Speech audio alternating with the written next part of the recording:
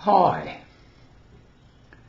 When we arrive in that period of our lives known as retirement, we bring with us our whole lifetime of the way we interpret the world. And that way we interpret the world will continue into retirement and probably to the very end of our lives. If we are a person who's been pretty well miserable, despondent, a real drag to their own selves throughout their working life, this isn't suddenly going to change when we retire. Not unless we make the change. But it isn't easy to do that. It makes a big difference if we can change our lives to a happier one by doing various things. And in order to do those various things, we've got to change, basically, our habits. Our habits, the way we move, act, and be in the world.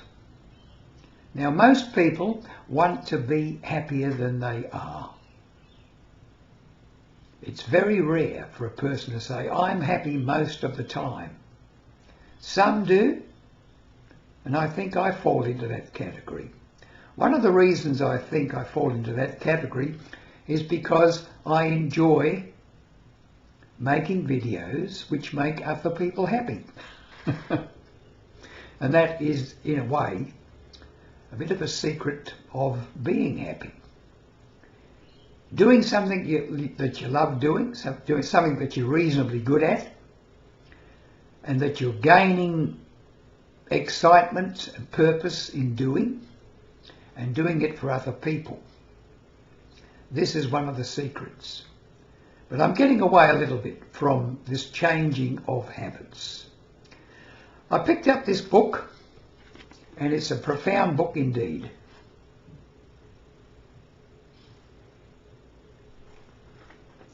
Becoming Supernatural: How Common People Are Doing the Uncommon by Dr. Joe Dispenza.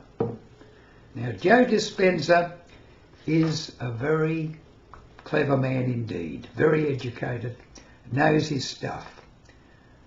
And he points out a lot of the same things that Dr. Maxwell Maltz pointed out many years ago, that our minds can't tell the difference between something which is actually happening and what we are actually imagining. And imagination and thoughts can rule over our physical behaviour, and do. So if we want to change, we need a little bit more self-understanding. We need to be motivated enough to learn a little more about self-understanding and self-knowledge before we can actually change ourselves to become what we would possibly like to become. Happier, more involved with people, have more friends, have more purpose in life. These things are important. I'm no learned professor. I haven't been to university. I left school at 14. But I have been a lifelong learner, and I continue to learn. And this is what I advise you to do. Get into learning something. Get into perpetually growing. And remember, habits. The habits you have are ingrained so deeply that they control the way you live at the moment. If you want to change, to live a happier life than perhaps you are living now, you need to change those habits. And in order to change those habits, you need to learn about how to do it. I recommend books like this one, as I said before. There are many people out there on YouTube, for example, Dr. Bruce Lipton, Dr. Joe Dispenza, as I said, many good educated people who are right up with the psychological aspects of happiness and how to become happier at any stage in our lives.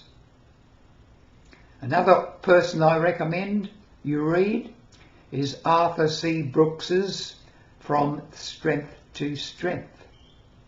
It deals specifically with people who are over 50 and going on to retirement and how they can live happier lives in the second half of their lives. I hope that this video has given you some motivation to realise that you can change yourself enormously for the better, the way you would like to be and the way perhaps you would like to live. But you have to make the effort. The knowledge is there. It's all out there to learn. You just have to knuckle down and think, well, all right, I'll do it, and make a start.